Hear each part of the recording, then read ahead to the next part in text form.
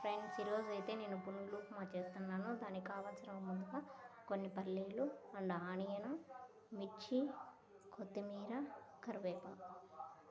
తర్వాత ఒక 2 మినిట్స్ ముందు నానబెట్టుకున్న పునుగులు బాగా ఫ్రై అవుతాయి ఆయిల్లో.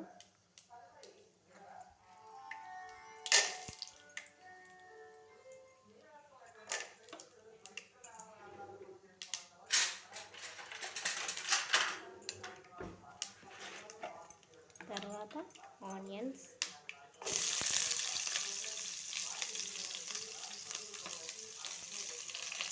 తర్వాత కరివేపాకు అండ్ మిర్చి.